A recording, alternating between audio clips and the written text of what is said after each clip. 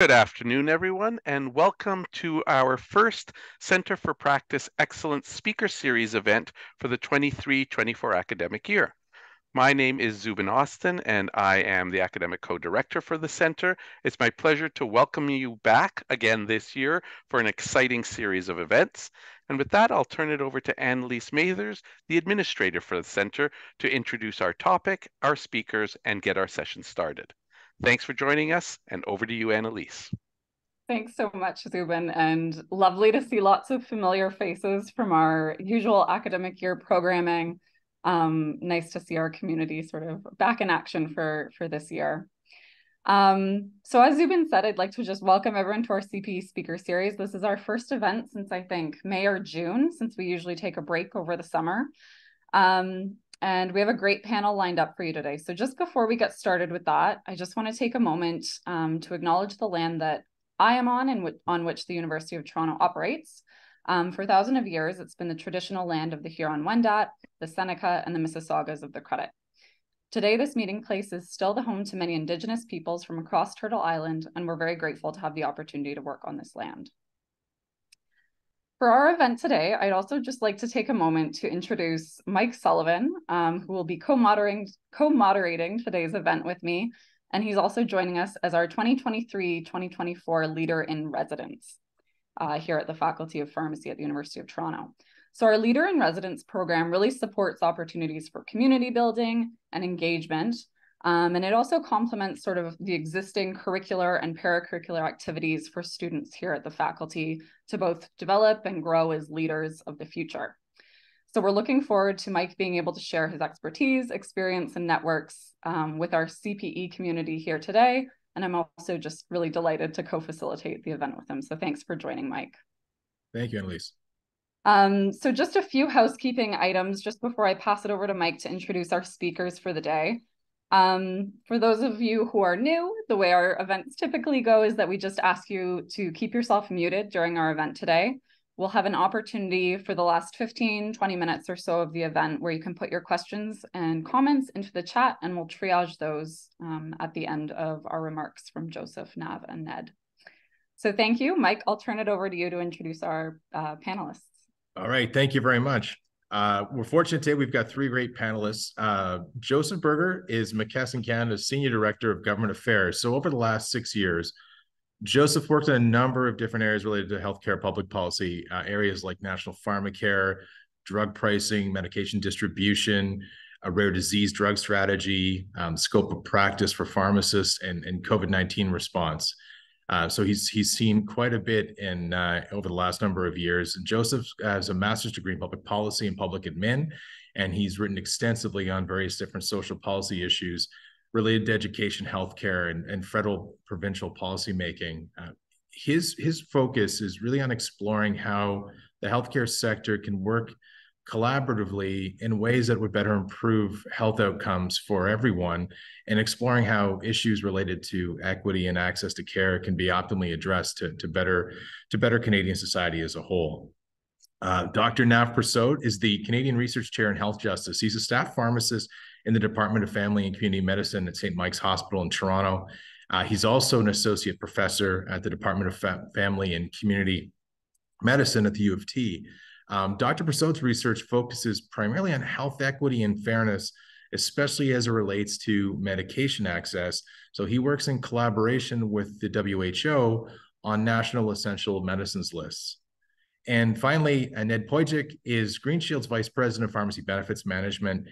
In that role, he's responsible for overseeing strategic and operational elements related to pharmacy benefit management, areas like drug pricing, formulary management, specialty pharmacy, patient support programs, and drug authorization, prior authorization. Prior to his role at Greenshield, Ned worked on public policy or health policy with the Ontario Pharmacists Association and has a master's and a PhD degree from the Department of Pharmaceutical Sciences at U of T. So I will turn it back over to get rolling, and we look forward to a good session ahead. Annalise, do you want me to jump into the first question, or is there anything else that we need to go over before we get started? Yeah, I can see Ned's joined us. So hi, Ned. Thanks. Thanks for joining. Mike, I think we can dive right into the first question. Okay, that's perfect. Okay, terrific. I'll throw this question out, and maybe Joseph, maybe I'll get you to lead the conversation or the response. So, first question is: although there are obviously different provisions and set structures with respect to public and private health insurance that covers a number of Canadians, there are certainly a material number of Canadians who are underinsured or have no drug insurance and pay out of pocket for their medicines. In addition to that, we obviously are all well aware of there's been substantial medication shortage and backorder issues that have occurred very substantially and with greater frequency over the last couple of years. So I just want to go around and ask each of our panelists, starting with Joseph, in your opinion, is the ability to access medicines, and specifically what kind of medicines, more important now than ever? So I'll throw that question out, and Joseph, maybe I'll get you to start. Thanks, Mike, and thanks to everyone at the Leslie Dan School and fellow panelists for having me. Nice to see some familiar faces earlier and lots of familiar names on here. Look, it's a great question, Mike, and there's lots of ways we can take the answer. But I think what we're increasingly learning is that access to medication is really critical in terms of preventing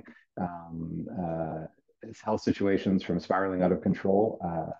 Prescription medications are incredible. They transform lives, they save lives, but they're only valuable if they can be accessed, and not just accessed by those who have the significant means to pay for them, but by everyone in Canadian society. I don't think that's a statement that anyone would disagree with.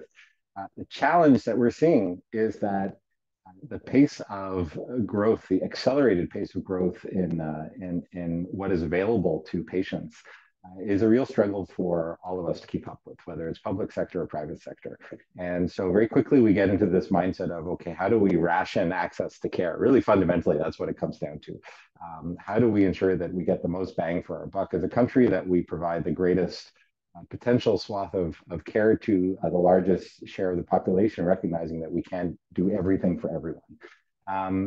These are increasingly challenging questions.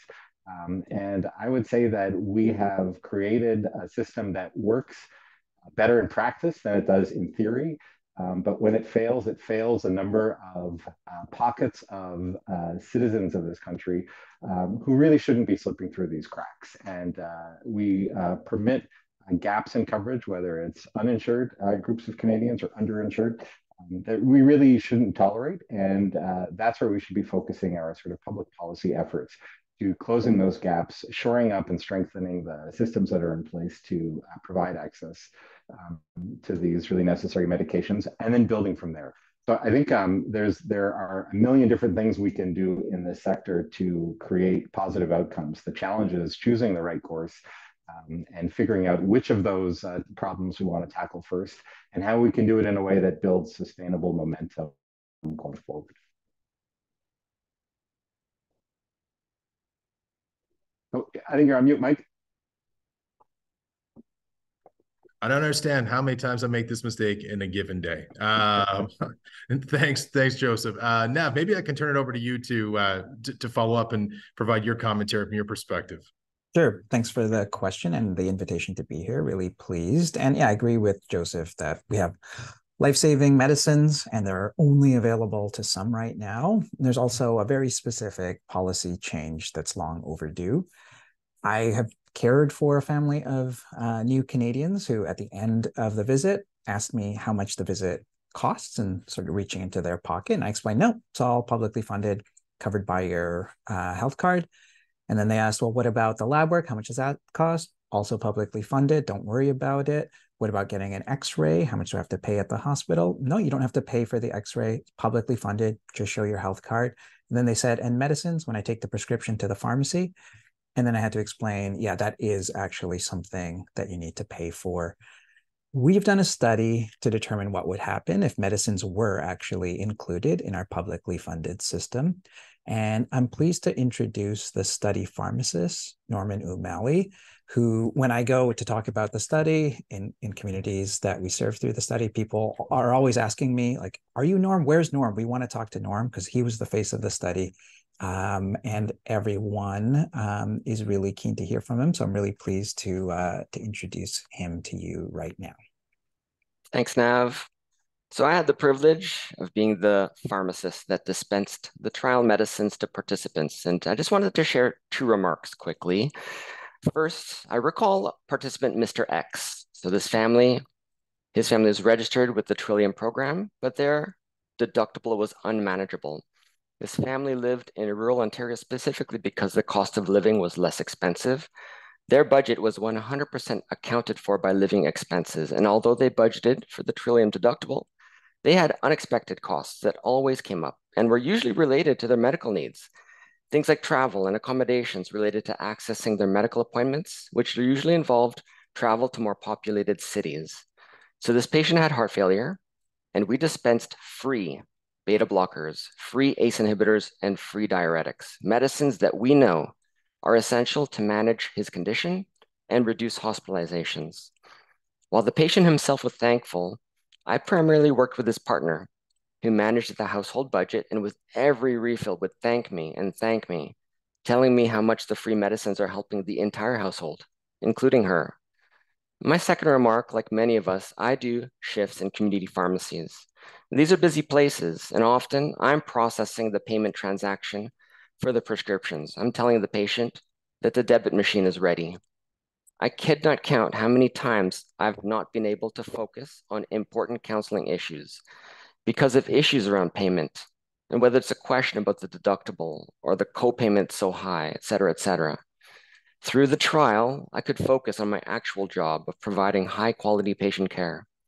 I think provider satisfaction is important to consider, especially as the scope of pharmacists broadens. If we're being tasked with supporting primary care, one of the best tools would be able to support patients with costs, and having a list of essential medicines that is universally covered, that would be an amazing patient care breakthrough, in my opinion. Thanks, everyone. Thank you very much for the comments, Norman. Nav, did you have anything else you wanted to add before I kick it over to Ned for some of his comments? No, I'm looking forward to hearing from Ned. Ned, over to you, sir.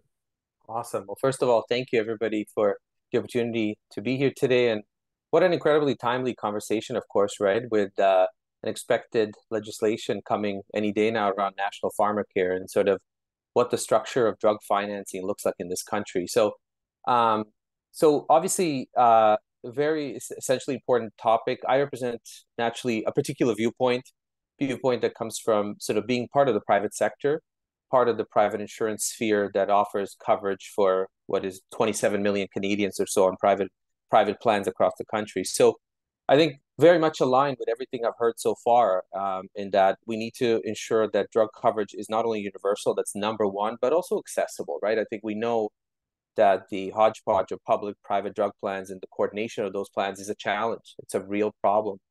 How do we ensure that everybody's covered and everybody's covered in a fully effective way, right? So we were really pleased to introduce an essential medicines program just mere weeks ago to help add sort of another layer of coverage for exactly those individuals who don't have coverage whatsoever, or for individuals or have challenged to access that coverage because of copays, deductibles, Trillium deductibles, whatever the case may be. So I think all those are really essential factors. So I'm really looking forward to this conversation today and seeing how private sector can play a role within that, what that may look like as the National Pharmacare Program.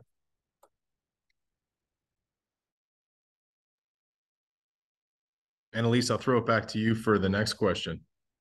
Yeah, thanks, Mike, and thank you, Joseph, Nav, Norm, and Ned for just some of those sort of opening remarks on what's a deeper conversation to come. So I think at this point, I just want to take a step back because I realize there might be people joining us from different areas online, and some of you might know that every 2 years, the World Health Organization, or the WHO, updates their model lists of essential medicines. So this list really contains medications that they have deemed every healthcare system should have available at a minimum, and are also sort of designed to help systems really prioritize effective and affordable medicine. So the current list that I think the WHO has out right now has upwards of 500 medicines on it. But just taking that step back, I guess I'd love to hear from each of our panel members just to begin with, really, what are essential medicines? How do we determine what a list of essential medicines might include versus exclude? and I guess why that also matters, in the bigger picture for sort of prescribing and health outcomes, among other social determinants of health. So Nav, maybe I'll ask you to step in first, and Norm, if at any point you'd like to step in, please do as well. Great, thanks. Yeah, essential medicines are medicines that are needed. I think it's a fairly simple concept, and you don't need a philosophy degree to understand it. Governments need to decide which medicines should be available to people. And so they use a rigorous process and write down a list at the end of it. Usually the rigorous process involves an open process for suggestions, where anyone can suggest that a medicine be added to the list. Clinicians can, patients can, pharmaceutical sector can.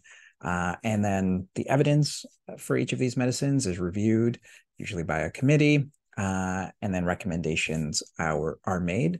More than 100 countries have done this, have created a national essential medicines list. High-income countries like Sweden have done it. Dozens of countries in the global south have done it. It's not hard to do. We did it on a shoestring budget for the study Norm was talking about, the Clean Meds trial. And that study showed that providing essential medicines for free not only promoted health and made access more equitable, but it also reduced potentially inappropriate prescribing. So we were able to avoid, for example, potentially harmful medicine interactions by having clinicians prescribe from a short list. And there are multiple studies showing that clinicians, and particularly trainees, appreciate prescribing from a shorter list because it decreases the cognitive load and increases the likelihood that medicines are prescribed appropriately. And obviously part of the reason things improved in the trial was because of Norman's clinical acumen and his interventions, both with patients and with clinicians, who are also very grateful for the shorter list. But part of it is the rigorous list that can get around some of the problems we have in drug selection. One is the cognitive load, the amount that prescribers need to know, and the other is the various messages prescribers can get, including misleading marketing messages. So I think there are multiple benefits to having a rigorously produced list, and that's why the WHO advises countries to do so, and more than 100 countries have been able to do it. I think I can leave it there for now. Thanks.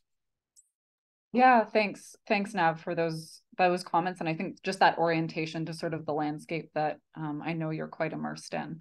Ned, maybe I'll pass it over to you, just if you'd like to weigh in on any components, especially of maybe what an essential medicines list looks like at Greenshield right now for some of your programming.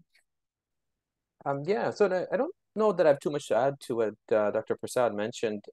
Naturally, when we looked to launch of our particular program in Canada, we were reliant on the list that Dr. Persaud created in Clean Meds, because a lot of it is that knowledge translation element going from a WHO list, and that is quite expansive, and in terms of figuring out what's actually available in Canada, how are the list of alternatives actually available in Canada makes sense in the context of treatment of those specific disease states, and just ensuring that we have good coverage across the disease states with effective therapies. So it's a really sort of incredible process when you think about it. And again, applaud to Dr. Persaud for creating this in a Canadian context, because, we're starting from what is thousands of medicines, right? I mean, if I look at a typical private drug plan formulary that may have as many as 9,000 to 10,000 DINs on it, and we're kind of shortening that down to a much smaller list of what we deem to be essential for, as WHO mentions, a fundamental human right.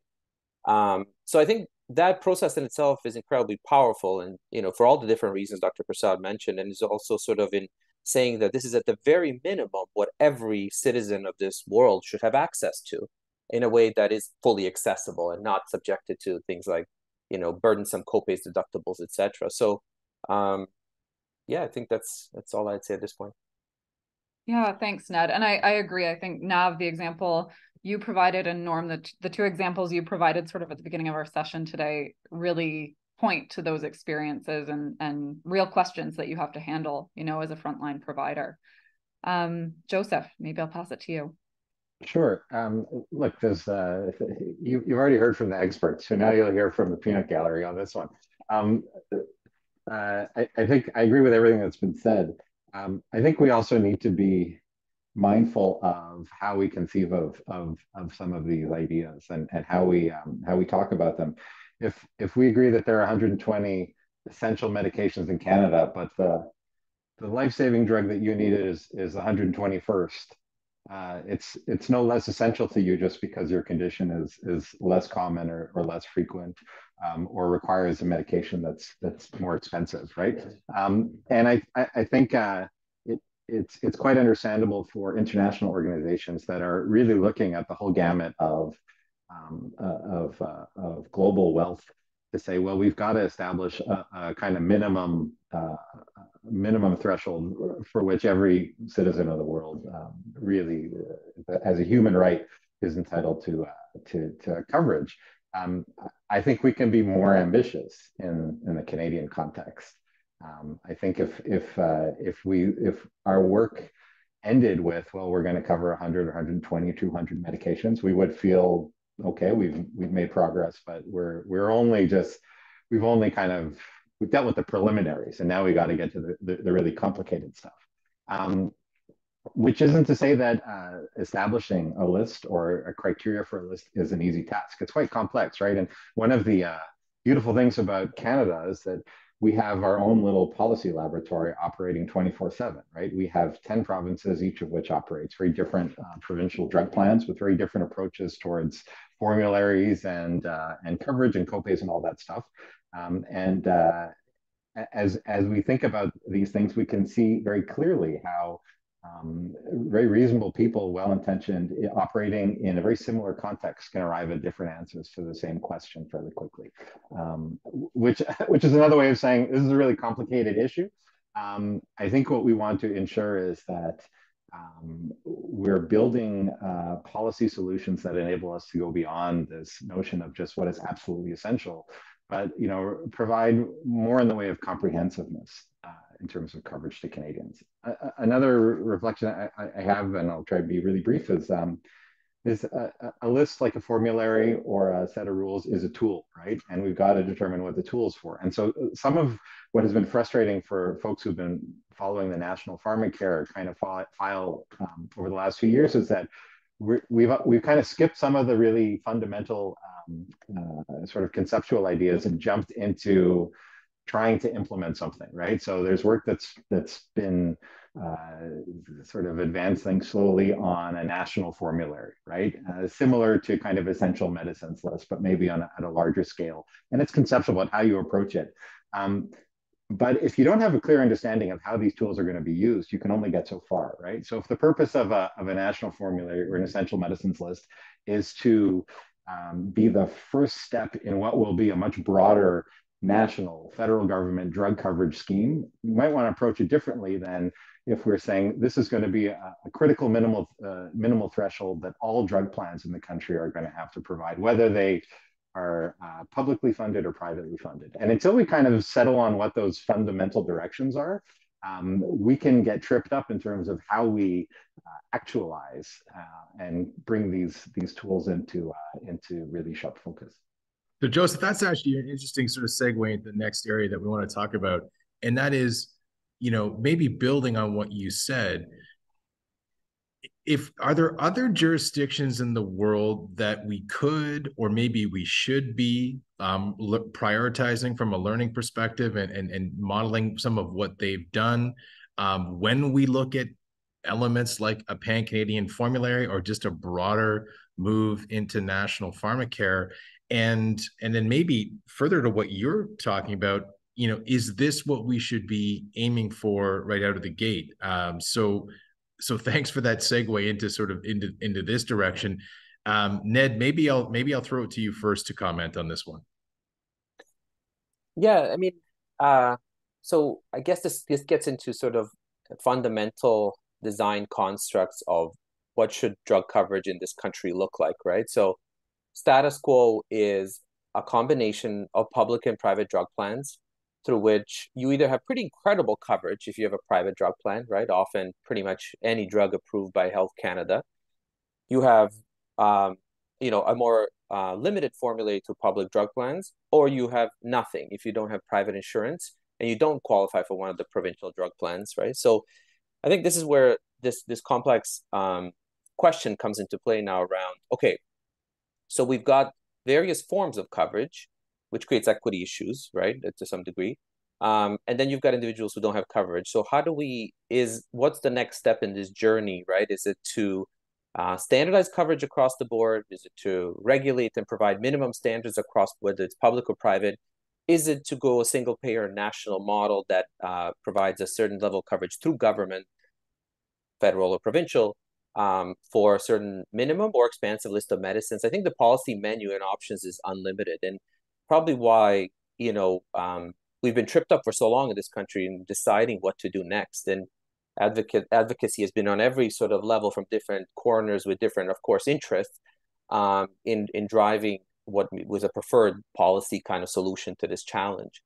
When we look internationally, maybe just a place we don't want to go is maybe United States in terms of what we see down there. But where do we want to go? I mean, we can draw inspiration from so many different jurisdictions, and I'm not sure that the answer to this question is abundantly clear, but but there is certainly abundance of options on the table, and they're supported by different viewpoints and philosophical perspectives on how this should evolve. So I'm looking forward to certainly, that conversation amongst the three of us and more widely on today's call. So Nav, thanks for that, Ned. Nav, if I could turn it to you for a second. So being so close to the essential medicines list and walking the walk as well, do you think is the national formulary, a pan-Canadian sort of national formulary, is it the best first step that we need to accomplish? And are there any role model countries from your perspective that we need to be focused on in terms of how we get out of the gate more effectively? Yes, thanks. We need a national list of medicines that are publicly funded, and similar lists exist in many other countries. People tend to look down upon guidance from the WHO in Canada and in other high-income countries. There's this belief, I think somewhat racist belief, that WHO guidance is for countries in the global south. There are many countries in the global south who have excellent essential medicines lists. They could be models for us. I mean, I think, those lists are not palatable in Canada for whatever reason. So when I'm giving talks, I often emphasize countries like Sweden that have developed very helpful essential medicines lists that could be helpful examples for Canada. Also, even in the United States, although it's not the system that we want to emulate, the United States Veterans Administration in particular has developed a national formulary that's very good, that's also been shown to increase appropriate prescribing and reduce potentially inappropriate prescribing. So there are lots of good examples. And we actually could even look even closer to home. Aside from the provincial formularies in Canada, which if you look at their overlap, could give you a pretty good start on what an essential medicines list for Canada should look like. We can also look at the federal level. There are already multiple federal formularies in Canada. For example, for people who are incarcerated in federal facilities, there's a national formulary for them. Those are medicines that are publicly funded by the government of Canada. There's a committee that meets regularly to update the list. There's a similar list for members of the RCMP. There's another list for veterans, Canadian Forces. So we actually already have multiple formularies in Canada. And by looking at the overlap between formularies, we could relatively easily come up with a pretty good formulary that would need to be refined and updated in time. And that absolutely would be part of the plan that's needed. And you don't have to believe me.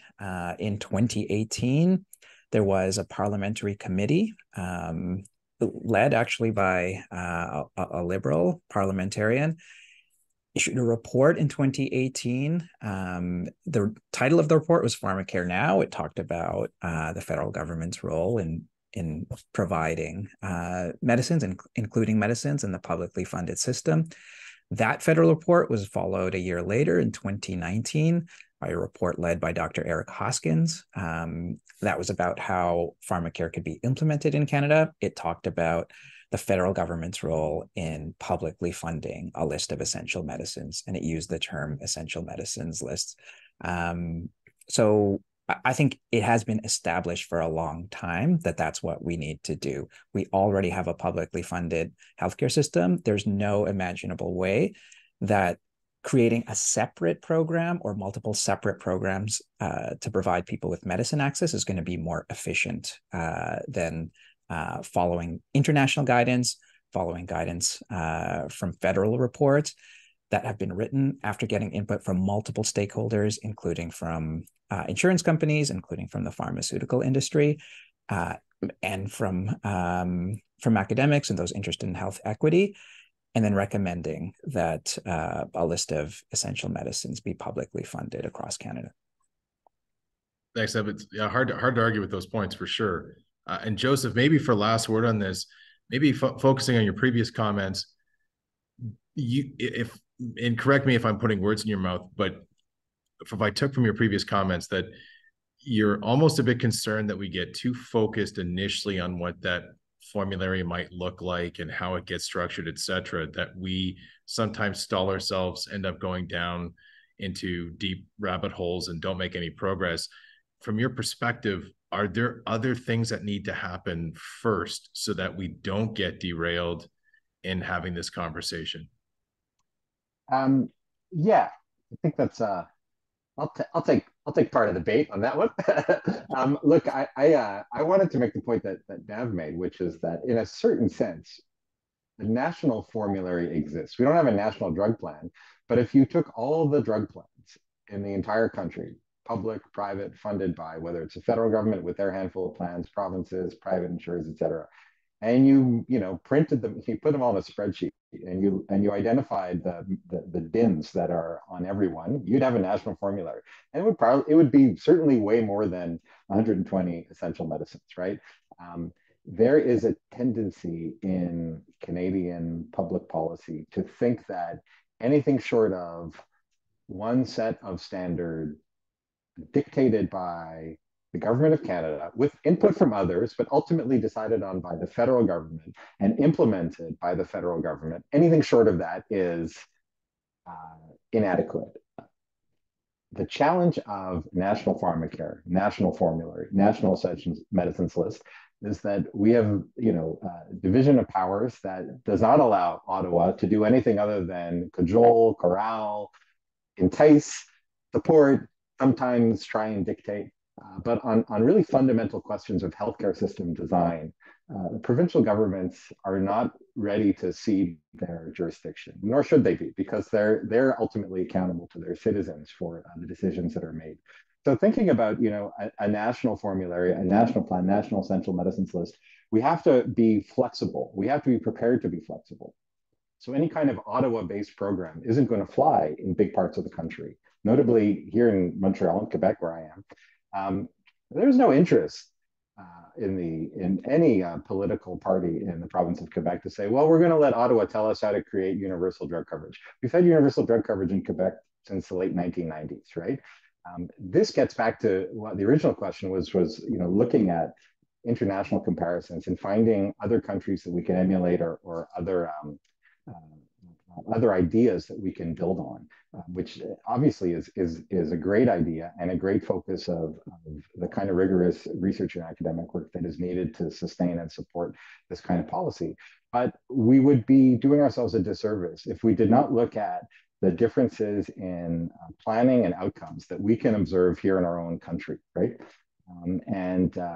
The number of times I've been in conversations with folks who are interested in pharmacy policy and drug coverage policy who don't really understand how drug plan policy works in some of our big provinces is almost shocking, right? And so until we get a really good sense of what's happening sort of in our own house, there's a limit to how much we can import from other parts of the world. That all being said, this to me doesn't seem like a monumental task if the objective is clear, right? So building lists and formularies for their own sake is a challenge. Building them to serve a stated policy objective with resources attached to it is like that shapes your thinking. So if NAV is given a contract by the government of Canada to develop an essential medicines list in a national formulary, but is told that the size and scope of the drug coverage plan that this is going to feed is of a certain size, then that will focus the work in a way that it can be tricky when the sky's the limit. And I think the reality we're dealing with in healthcare is that not only is the sky not the limit, but we've got to compete for every available dollar as elements within the healthcare sector, right? So a dollar that we spend on drugs is a dollar that we're not spending elsewhere in the system. And I think everybody who's on this call can make very compelling arguments for significant investment in the pharmacy space. And pharmacy will go everywhere from drug development to administration and everything that comes along the way. But it's identifying the comparative advantage of investment in this sector that is going to ultimately make the difference when you're trying to compete for dollars. And as long as we're not clear on where we're headed, and I think this is an area where the government of Canada, because it hasn't been very specific about what the long-term objectives of pharmacare are, it makes it difficult for those of us who want to engage more in the issue to really grasp onto what the parameters are. In the absence of those parameters, we're going to wind up with lists that just get bigger and bigger because we can make the case for more and more coverage, more and more of what is considered essential. And we risk becoming out of step with what the kind of policy and political realities are. Yeah, Joseph, great points. Thank you for that. Let me turn it back over to Annalise for our next question. Yeah, thanks, Mike, and thanks, Joseph. I think just with a little bit of what you said about some of the political pieces and interests across provinces, territories, and the federal government, I want to get the panel, and I'll start with you, Joseph, to just remark on sort of more recent news examples that we're all probably quite familiar with. So throughout the COVID-19 pandemic and even currently, there's obviously been multiple sort of news press releases about medication shortages. So we've seen children's pain and fever medication, certain diabetes and weight loss medicines, just to name a few. And so I would say some of, the social determinants of health, rising costs of living, inflation, and the cost of medicines for certain people, coupled with some of these supply chain issues have obviously been a really critical issue. So I guess my question for the panel is, within sort of the current political landscape and what might come with some of the upcoming pharmacare discussions, what might we go about making some incremental improvements to reduce those drug shortages, but also work on having more consistent and equitable access to medicines, medications in general? So I almost feel like I needed like a trigger warning for that question, because it was the work that so many people were doing in the last year to kind of manage and mitigate these drug shortages was really difficult. So I work for McKesson Canada, which I'm guessing is familiar to a lot of the folks on the call. But if you're not familiar, we're the largest drug distributor, and we also operate independent and corporate pharmacy chains, so Rexall, ID, Cardian, Medicine Shop, et cetera. And so when drug shortages reach the level of sort of headline news consumption, this is like the rest of the country gets to see what our world is like on a regular basis, right? And I think what was so jarring about the shortages that we experienced mostly last year, but also this year as well, is that these are kind of products and medications that nobody was expecting to go into shortage for extended periods of time, right? So we deal with shortages. There's a supply chain issue somewhere in the world because it's all a global marketplace. A factory is shut down or didn't pass inspection for a couple of weeks, or there's a hiccup in production.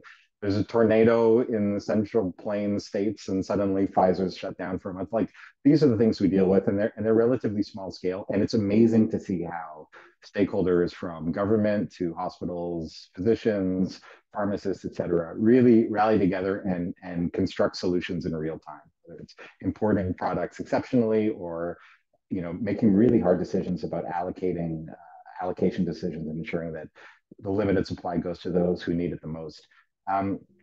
Nobody had 6 months of pediatric analgesics in severe shortage on their bingo card going in last year, and then to be followed shortly thereafter by significant shortages of pediatric antibiotics, right? This is about as essential as it gets as it gets. And these are supposed to be products that are always in supply. And okay, there may be some hiccups. You may not be able to get the grape medication for your child, but you can live with the cherry. What we were dealing with was really serious and really significant, and I think it changed a lot of how we think about drug shortages, and what steps we have to do to strengthen and bolster our supply.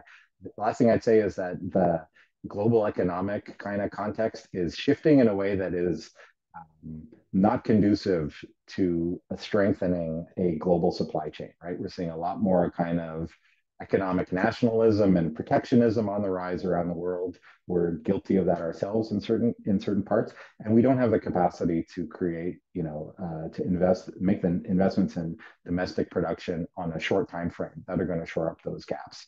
So we have to be creative, and we have to make sure that we're thinking broadly around this issue of shortages, and that we've got the resources in place to go out and get product and create safety stockpiles, not just of 10 or 20 medications. I think we had 12 medications on a national critical stockpile during COVID, but the broader list of essential medicines, the 100, 200, 300, et cetera, of those critical medications that nobody ever thought would go into shortage for 6 months. And yet here we are, right? Last thing I'll say is you brought up the diabetes/weight loss medications. We see in real time, right, how medications are prescribed and reimbursed often by public, by governments for off-label use or for unintended, use that was otherwise intended at the detriment of patients who may have a greater claim to accessing those constrained supplies. So there's improvements that we can make across the board, including, as discussed earlier, some of the prescribing and sort of medical decision making that unfortunately can steer products in the wrong directions. Yeah, thanks, Joseph. I appreciate those comments. Nav, I'll pass it to you for some remarks on this question. Great. Thank you. I think shortages speak to the need for government action and government intervention. In my economics 101 understanding of things, by the way, I never took economics 101. I wasn't smart enough, obviously. But I thought the market was supposed to take care of shortages because people were willing to pay more, et cetera. But we see that the market sometimes fails. One of the benefits of an essential medicines list that's well designed is it's supposed to address shortages, and it's supposed to be able to allow an authority like a government to predict or at least anticipate where there's a risk of shortages and then to take action that's needed. And it makes sense, for example, for that role to rest with the federal government to monitor these things. It probably wouldn't make sense actually to do that at a provincial level. So this would be, I think, a good example of why a federal approach is needed. In fact, like a provincial approach could actually worsen shortages. Like if bigger provinces were to anticipate a shortage, they might take actions that could undermine smaller provinces. I think also, another related point here is that there usually aren't going to be any important differences between provinces in Canada in terms of which medicines are needed. Some of my work our work here is comparing essential medicines lists between countries. And we find, this one example is we find hundreds of differences between the lists of Slovakia and Slovenia.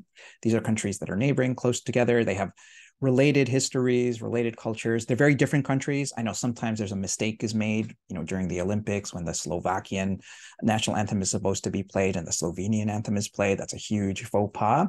But actually from an outsider looking at essential medicines, if you're thinking about like what are the differences in health needs of the Slovakian and Slovenian populations, probably there aren't enough to explain several hundred differences in their essential medicines list.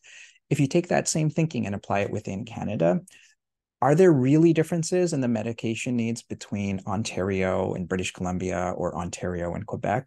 Probably not. The conditions are the same and the medicines that we use are the same. And that's why it could work similar to the way healthcare services are publicly funded in Canada, where the federal government says to provinces, look, you can do whatever you want. You can publicly fund whatever services you want. You cannot publicly fund services. That's up to you. But if you want this federal health transfer, this is the way you're going to do it. This is exactly what you're going to do. This is the minimum, and this is what you're not going to do. And if you do any of these things, you're not going to get the health transfer. And what do the provinces do? Do the provinces say, well, we have our own approach?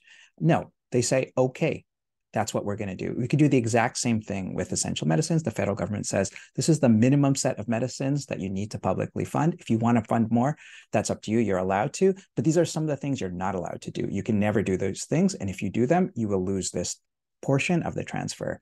That's how the system could work. It could work exactly like our current publicly funded health system. Thanks so much, Nav. Those are some great points. Ned, I'll pass it over to you, and then we'll get into some audience questions. Sure. Yeah, I think I'm fully aligned. The role of federal government is so ever so important. Like, what would we do if we had Health Canada at the provincial level, right? Like, we need to sort of have a national approach to certain things that we do.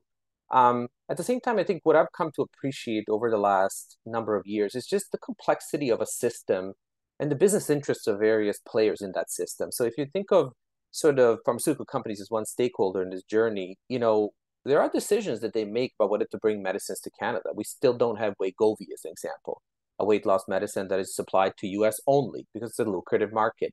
We had a significant delay in the arrival of Trikafta for cystic fibrosis, and eventually it was agreed upon some kind of deal with the provinces that saw it listed across the country in rapid manner, which was absurd compared to any other approach we had to date. So, like, markets are important. They're supposed to decide themselves. So a lot of these really important stakeholders have decisions they can make about whether they bring the medicines to Canada. We know that's a real credible threat. We happened to COVID with vaccines. We saw walk back from PMPRB as a national approach because of whatever political and other reasons around concerns, perhaps to access to vaccines. So absolutely, I think there's no question of the role of federal government. We have to think about the stakeholders in this journey and what they're going to do in response to the things that we do as a country, right? That doesn't mean we walk away. We have to play a role in, being good stewards of and making good policy decisions for this country. But we understand that these stakeholders can also make decisions. We certainly see that with Ozempic today, right? Ozempic is about to hit shortages. Don't know if they're going to get resolved very soon, but the United States market is well supplied, right? So this is a global context. Decisions are made to launch globally. Decisions are made to appropriate supplies globally. So how do we keep that element of the equation in mind as we make all of these various decisions around what we're going to do policy-wise? Thanks, Ned. There's actually been a few questions that were submitted with the registration that we've compiled, and they actually dovetail really, really well with something that Chris Bonet just shared to the chat, and that is, maybe I'll throw it open for anyone who wants to take the lead on the panel. And if you don't have anything to share, that's fine as well. We can move on to the next question after the comments are wrapped up. But I guess one of the focuses in the conversation about an essential medicines list is we're talking primarily around a set of drugs that are relatively inexpensive. Most of these would be genericized and have a cost of maybe, pennies to, 25 cents or so a day or something to that effect.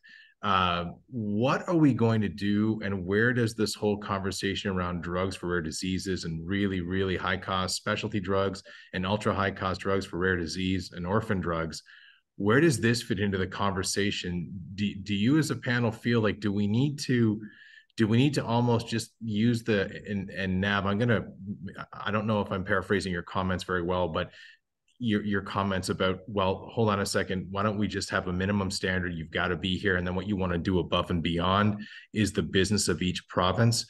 Do you think the provinces will be able to sort out what they can and should be doing around higher cost therapies and drug for rare disease? Or do we need to have a separate conversation nationally about how we deal with the exact opposite end of the spectrum? And maybe now, since I paraphrased you, maybe I could throw it over to you to see if you got any comments to that. Sure. I think we need to do both things. First of all, I think the national list should include some high-priced medicines. And even in our study, we included some biologics that were very expensive at the time and are still very expensive. We included some of the more expensive treatments for HIV/AIDS. When we're selecting medicines for the list, it should be based on effectiveness and the needs of the population, not based on the price. I think the list would lose credibility extremely quickly if it was viewed as a cost-cutting measure. If people thought that the government had selected these inferior medicines in order to save money, people would be weary of the list. And their experiences from other countries that we could learn from there. So, and I agree with the comments that the fact that you have a condition that's relatively infrequently encountered by physicians, or that's called a rare disease, is not very important to you when there's a medicine that's effective and you need it. So we have to have some different standards for treatments for infrequently encountered conditions, usually lower standards, because there's in most cases not going to be large randomized controlled trials done showing that they're effective. So we need to lower the bar slightly, but still have a rigorous process for deciding which medicines are publicly funded. So I think some of those should be on a national list, and there would be other situations where the national process would decide not to publicly fund them, and then provinces could, if they wanted to, make a different decision. That's great. I would, if I can jump in. So I certainly agree as far as rare diseases go, and part of it is just a numbers game, right? We're a small country, and if you divide up each rare disease population into 10 provinces, it's like the ends are too low to make policy, and certainly if you are going to, as I think you should, take a flexible approach with maybe provisional authorizations of new medications so that the clinical evidence doesn't have to be as robust for things that have larger patient populations. I think the challenge, though, and this is really like fundamentally, the vast majority of Canadians currently have coverage for essential medicines, whether they have it through a publicly funded plan or a privately funded plan. The gap there is really quite small, right? If we make the decision that we're going to take all those medications, all 100 and whatever, and put them on a publicly funded plan, we're going to be spending a lot more money than we would if we just wanted to target 5, 10, 12% of Canadians who have no coverage. And I think this is the real challenge with some of the pharmacare discussion. When Dr. Hoskins released his report, which is now about 5 years old, I think the sort of net cost to government of national pharmacare, which would be a sort of a limited but still fairly comprehensive single payer system, was in the like $15 to $20 billion range, but that was 2018 prices, right? So now we're probably closer to maybe $25 billion. He incidentally saw the essential medicines program as sort of the laddering up, right? Okay, let's start with 120 medications and then work our way up to a broader single payer system. The federal government this fall, the finance minister and treasury board minister are trying to find $15 billion in savings in this current fiscal year alone. So the idea that we're just going to go and implement a program that is going to exceed the amount of money we need to cut from this year's budget just to wind up with something that is palatable or achievable for this government's priorities, that's a real challenge. And so if we get into this habit of not recognizing where the gaps are and where we need to address our concerns most immediately, we run the risk of governments spending all their available drug coverage money on drugs that are already covered for the vast majority of Canadians. And that will crowd out funding that we need for the rare disease medications, the expensive specialty life-saving medications that are in the pipeline, et cetera. And so part of this discussion often isn't bound by the kind of fiscal reality that we operate in. And if you can't meet those fiscal parameters, then your program isn't sustainable in the long run and will be on the chopping block, particularly if there's a change in government to one that is less interested in expanding the role of government in this particular area. And that's quite feasible. So I think, yeah, moving everybody's blood pressure medication over onto a public formulary is achievable. It's something we can do, but it crowds out money for necessary funds to fill gaps that are currently existing, not ones that are theoretical, but that are real, and that Norm expressed quite eloquently early on, right? That are really fundamentally determine whether a family can succeed or not in this country. By not focusing on those needs first, we run the risk of never getting around to those individuals and those families. Yeah, thank you for that, Joseph. Ned, before we move on, any comments on your end related to this broader discussion of essential medicines versus specialty and drug for rare diseases and really ultra high cost medications and how we deal with that challenge? Yeah, I'll pick up on a comment from Joseph, and I'd love to hear Dr. Persaud's perspective on this element. A couple of points that Joseph brought.